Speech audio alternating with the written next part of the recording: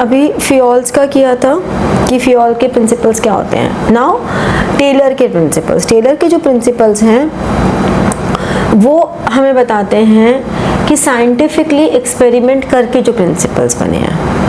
ठीक है, तो इसमें सबसे पहले कुछ पॉइंट्स हैं वो लिखो. First point write down that Taylor emerged as the father of scientific management. तो ये MCQs में बहुत इंपॉर्टेंट होता है कि who is the father of scientific management? Taylor.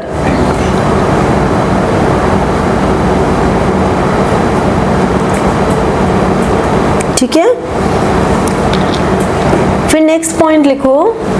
He proposed scientific management.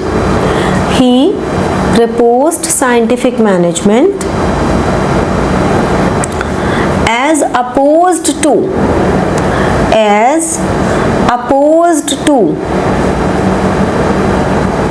rule of thumb. Rule of thumb का मतलब क्या है? जैसा हम हमेशा ट्रीट करते आ रहे हैं एक सिमिलर सिचुएशन को, we treat in the same manner as we used to do this. Suppose if a child is scoring less, we used to sit that particular child for a longer hours. We scold.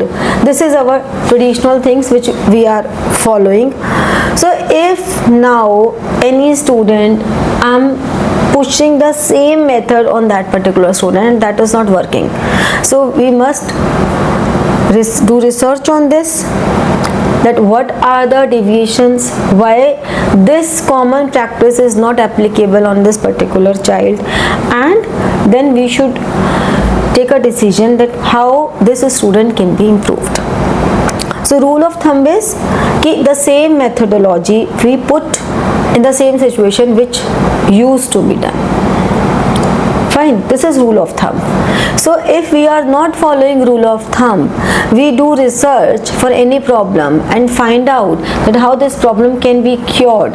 That is called scientific management, and Taylor proposed this theory that in the similar situation this is not necessary that same type of guidelines should be followed. We can take them as a base, but we cannot actually put all the same guidelines in the same manner. That's why management is not an exact science. That's why management is an art, that all the theory is applicable in a different manner with different employees by different managers. Fine. So he proposed scientific management as opposed to rule of thumb. Next point, he broke up human activity. He broke up human activity into small parts. He broke up human activity into small parts and found out how it could be done effectively. How it could be done effectively. If a task is difficult to accomplish, don't write. If a task is difficult to accomplish, what we should do? We should break that task in small activity and then we should accomplish each and activity. Like if generally we used to say, if you are not able to learn the whole chapter at a time, then divide your chapter in 2 parts, 3 parts or 4 parts and then do single parts at a time. Your feel of accomplishment will be there. You feel that yes, I complete this much part. Now I know everything. Like अभी आप लोगों ने दो points explain किए, थोड़ा किया, but still you feel good कि मैंने इतना तो किया, right? तो ये जो sense of accomplishment है, that is very necessary. So Taylor suggested that every activity should be divided in small parts and then each part should be done effectively. In less time, write down, in less time and with increased productivity. In less time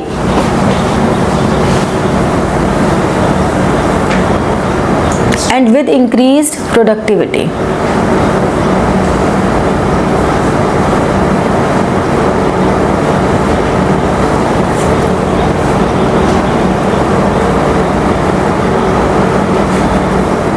Now the next point, scientific, according to Taylor,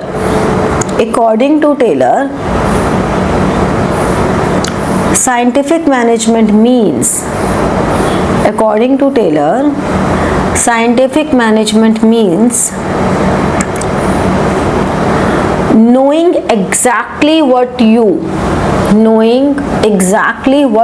want,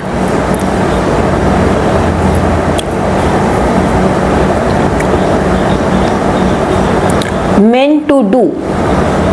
men यहाँ पर workers हैं, men means workers, men to do, and seeing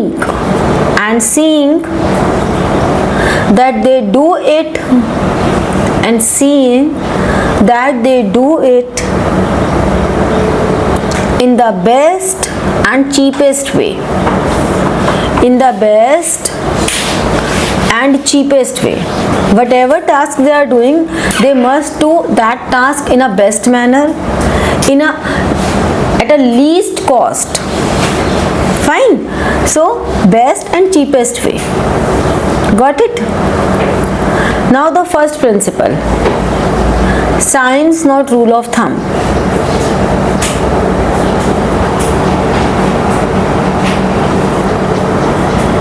book में तो लिखा है कि rule of thumb यानी जो हम पर्सनल जजमेंट से करते हैं। Personal judgements are based on traditions.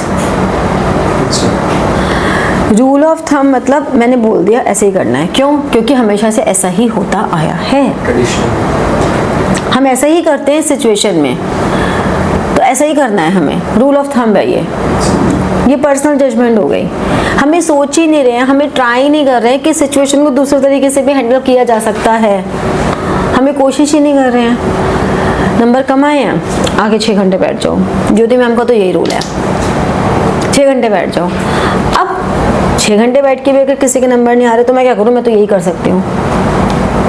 तो क्या ये सही अप्रोच? नहीं है। ये बोलने में दिक्कत क्या है? नहीं है, बिल्कुल भी नहीं है। अगर मुझे ये दिख रहा है हाँ मेरी प्रैक्टिस चली आ रही है पिछले 24 ईयर से, this is a practice, marks नहीं आ रहे, होमवर्क नहीं कर रहे, कुछ भी हो रहा है, यहाँ 6 घंटे बैठ जाओ, 8 घंटे बैठ जाओ, this is my practice. But if अगर किसी स्टूडेंट के तब भी मार्क्स नहीं आ रहे, क्या करें? कुछ तो रीज़न होगा ना। सो what is my responsibility? I should find out that reason, that why, and I should work on that. If I am not working on that, I am following rule of thumb. ये मेरी personal judgement है कि ऐसे ही करना है तो ऐसे ही करना है। I am not trying to do anything else. तो क्या होगा? मोनोटोनस हो जाएगा और धीरे धीरे रिजल्ट्स और ख़राब होने के चांसेस हो सकते हैं। तो इसलिए rule of thumb means personal judgement based on your previous experiences. So write down in this point,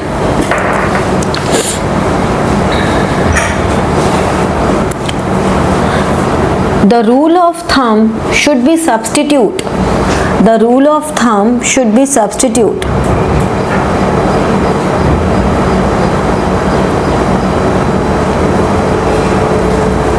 With scientific methods,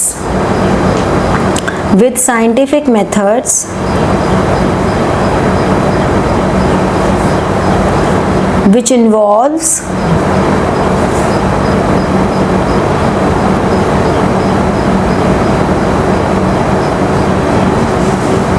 investigation of traditional methods। तो हम ऐसा भी नहीं कह रहे कि हम अपने ट्रेडिशनल मेथड्स को इग्नोर कर रहे हैं। We are not ignoring our traditional methods, but we should do any investigation. So investigation of traditional methods through work study, comma, through work study, comma, unifying the best practices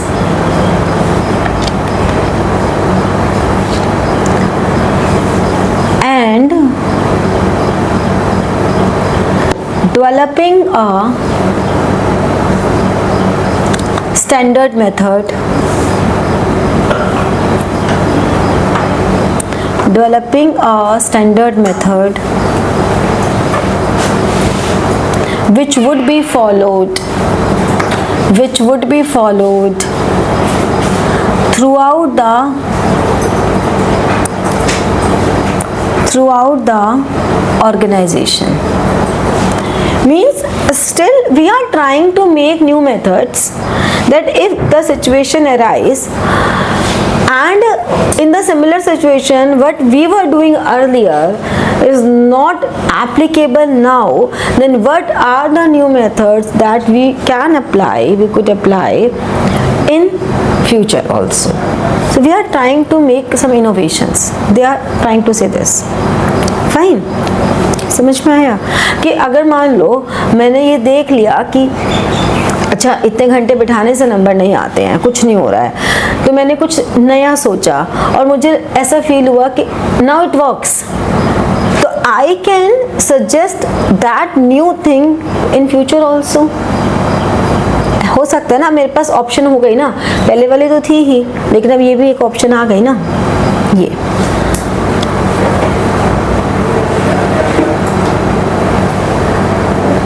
ठीक है. तो यहाँ पे हम ये कहते हैं कि इन सब की वजह से हम लोग क्या कर सकते हैं, अपना टाइम सेव कर सकते हैं, एनर्जी सेव कर सकते हैं, एफिशिएंट जॉब कर सकते हैं. And if we do our work in an efficient and good manner, then our business will prosperous, firm will prosperous, our employees will satisfy, our customers will satisfy.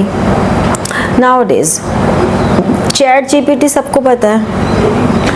अब हम ये सोच लें कि बहुत आसान है, मेरे को क्या क्या चाहिए, मैंने उसका एक रफ फ्रेमवर्क बनाया, I put in chat GPT, मुझे बढ़िया मिल गया, है ना. अब वो बढ़िया तो मिल गया, but where is my creativity, where are my thoughts. तो मुझे कुछ ऐसा करना चाहिए ना कि मैं उसको यूज़ तो लूँ, लेकिन उसको जब मैं यूज़ कर रही हूँ तो जुडिशियली करूँ और मैं उससे अपनी इनोवेशन को एक न्यू फे दूँ. जैसे कि चैट जीपीटी का बताती हूँ. मैं अपनी मम्मी के साथ बैठी थी तो मम्मी ऐसे बोल रही थी कि आजकल बच्चों की हैंड राइटिंग ख़राब हो गई है, आजकल बच्चे के अंदर सिटिंग स्टैमिना नहीं रहा. तो मैंने कहा मम्मी इंटरनेट की वजह से ना थोड़ा फ़ायदा हुआ है तो थोड़ा नुकसान भी हुआ है. तो कहती हाँ नुकसान तो क्या, मतलब फ़ायदा ही ज़्यादा हुआ है. मैंने कहा सुनो देखो कितना नुकसान हुआ है, क्रिएटिविटी क्यों ख़त्म हो रही है आजकल, क्यों बच्चों की राइटिंग स्किल इतनी बढ़िया नहीं रह गई.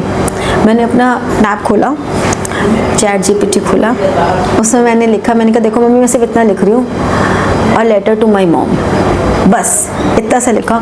ओहो हो भैया 2 पेज का लेटर लिख कर आ गया, बढ़िया. मैंने कहा मम्मी अब देखो मेरे को पता है मेरी मम्मी 2 पेज का लेटर नहीं पढ़ेगी. कहती हाँ मैं तो नहीं पढ़ूँगी इतना बड़ा लेटर तेरा. मैंने कहा सुनो देखो, मैंने उसके नीचे लिखा बी कंसाइज एंड लविंग, थोड़ा प्यार भी भर दो इसमें और थोड़ा कंसाइज भी कर दो. भाई साहब वो आधे पेज का लेटर हो गया. इतना फुल ऑफ लव था, इतना इमोशनल था. अब सामने वाले को क्या पता कि इमोशन तो मेरे है ही नहीं, उसको तो सिर्फ लेटर मिल रहा है ना, तो कुछ नहीं पता ना. अब हमने उसको यूज़ किया, किसी की भाषा में सोचो तो सही किया, मेरे अंदर इमोशन थे, मुझे वर्ड्स एक्सप्रेस करने नहीं आ रहे थे, मैंने यूज़ कर लिया. तो गलत क्या है इसमें?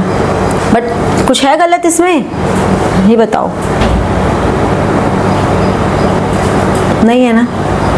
क्योंकि अगर आप उस स्थिति में हो जहाँ पे आपके पास इमोशंस हैं और आपके पास वर्ड्स नहीं हैं, and at that point of time you are using that technology, that is good, क्योंकि वो आपके अंदर जो है उसको उन फीलिंग्स को वर्ड्स दे रहा है. लेकिन if you make it a habit और आप कभी भी अपने इमोशंस को वर्ड्स खुद से दे ना दे पाओ, तो आपकी एक्सप्रेशन पावर नहीं रहेगी.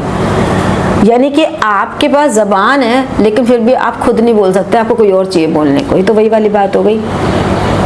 आपके पास पेट है खाना खाने के लिए लेकिन आप मुंह से नहीं खाना चाहते, सोचते बस कोई और खा ले मेरे पेट में चला जाए. ऐसा थोड़ा ना होगा भैया, अपना पेट भरने के लिए तो खुद ही अपनी ज़बान अपने मुंह से हाथ से खाना पीना पड़ेगा, है ना। तो वो वाली हालत भी हो गई है। तो बहुत ही बैलेंस्ड वे में हमें टेक्नोलॉजी को यूज़ करना है। और वो यही कह रहे हैं कि चला आ रहा है तो बस चला ही आ रहा है, नहीं चलाना, कुछ और भी आप करो। That is science, not rule of thumb. ठीक है। Next, harmony not Discord. Harmony मतलब शांति, पीस। डिस्कॉर्ड लड़ना नहीं है। लड़ना नहीं है। डिस्कॉर्ड मतलब अच्छा, there should be no quarrel, है ना। तो जियो और जीने दो, है ना। सो ये जो जियो और जीने दो की भावना है, ये रखनी चाहिए। तुम अपना काम करो, मैं अपना काम करूं, मैं अपना अच्छे से पढ़ाऊं, तुम अपना अच्छे से पढ़ो, ना मैं तुम्हें डांटूं, ना तुम एब्सेंट हो। This is harmony not Discord, है ना। प्यार से रहें हम मिलजुल के, क्योंकि हम दोनों का एक ही यूनिटी ऑफ डायरेक्शन है। One head one plan. क्या है, क्या है हमारा कॉमन गोल? अच्छे मार्क्स लाना। तो हमारा कॉमन गोल एक ही है ना। तो we should be committed with each other. मैं ये सोचूं ये बच्चे तो किसी काम के नहीं है, क्या पढ़ाना। तो मेरे को मैम के पास कोई काम नहीं डांटने के अलावा, छोड़ो इन्हें भी, तो फिर तो हो गया। फिर तो ना कुछ तुम कुछ कर रहे ना मैं कुछ कर रही।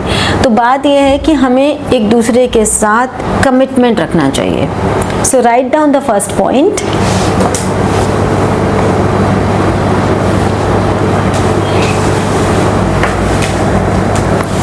There should not be class conflict. There should not be class conflict among managers and workers.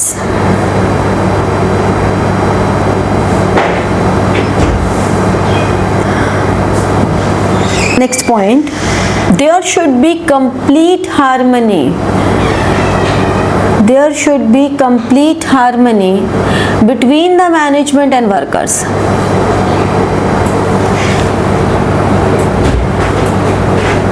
Between the manager and workers. Between the manager and workers. Manager का मतलब वही ना, एम्प्लॉयर ही तो। हाँ हाँ, मैनेजमेंट वही।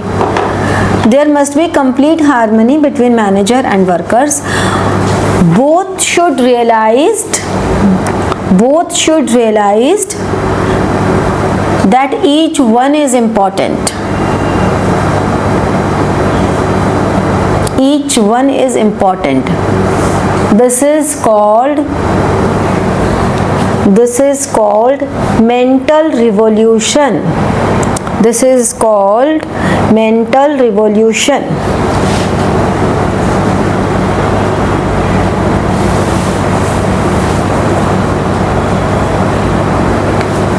दोनों को सोचना है। Management must understand that actually the production process will be done by workers. So we can't manage things if production is not done. So they are important. Workers must understand for whom they will do any production if there is no management, no company. So they are the employers, they are giving us work. So both are important with each other, both are complementary with each other. We can say both are two sides of one coin which are important. Must. Fine? Got it? So write down the next point. Management should share the gains of company if any. Management should share the gains of company if any. ये जो lines में लिखवा रही हूँ ना, these are very important lines. Generally exam में जब MCQs आते हैं, केस स्टडीज आती हैं, तो यही लाइन्स होती हैं। असर्शन रीजनिंग में, स्टेटमेंट बेस्ड क्वेश्चंस में यही लाइन्स होती हैं। तो इन लाइन्स की बहुत इंपॉर्टेंस रहती है। ठीक है, इसलिए मैं इंपॉर्टेंट लाइन्स तो मैं लिखवाती जा रही हूँ। Management should share the gains of company if any with the workers and at the same time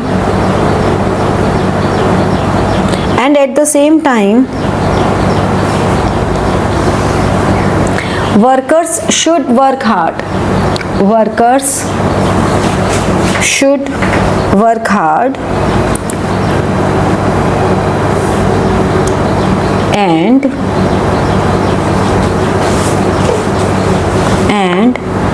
be willing to embrace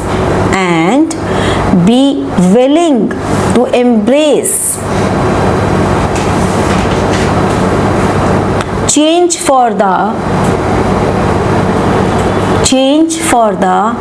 good of the company.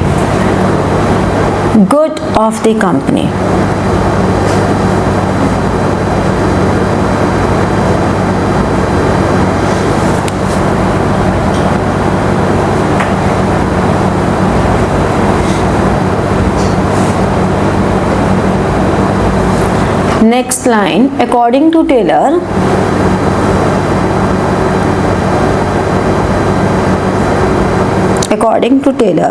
scientific management has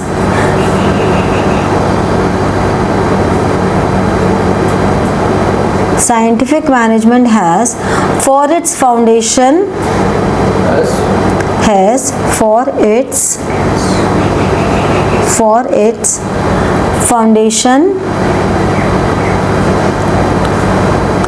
the firm conviction that the true interest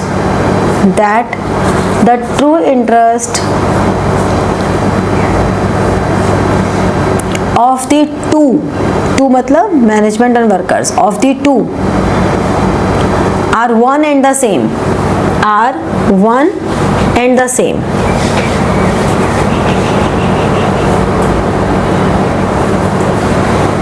Fine.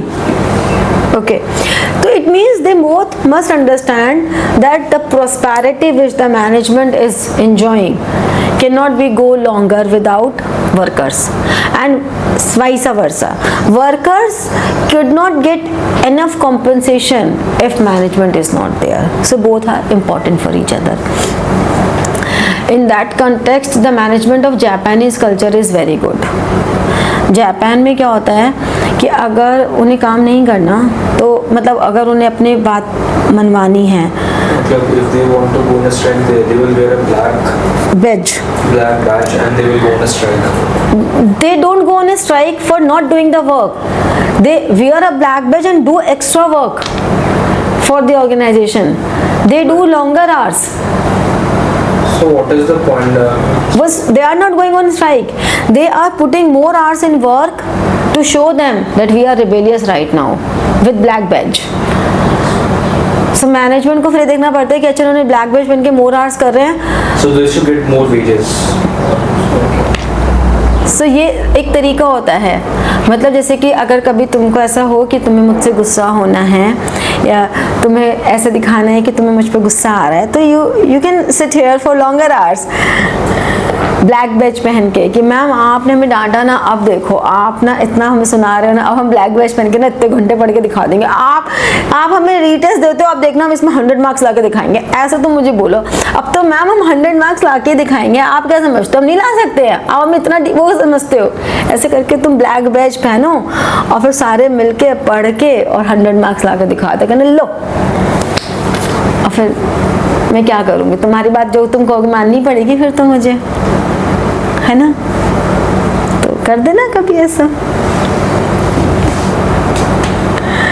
ठीक है. चलो अब हमने 2 किए हैं. मैंने ये बहुत ही स्लो करवाए हैं क्योंकि इस चैप्टर में बच्चे सबसे ज़्यादा अटकते हैं. बाकी चैप्टर्स में इतनी दिक्कत नहीं आती, लेकिन इस चैप्टर में बच्चे सबसे ज़्यादा गलती करते हैं. तो इसको मैं थोड़ा सा आराम से चला रही हूँ, फिर हम बाकी चैप्टर्स में स्पीड पकड़ लेंगे. बट आप लोगों को अब फिर से ये पढ़ कर आना है, ठीक है. तो like, share and press the bell button for getting your notifications and comment. ठीक है, thank you.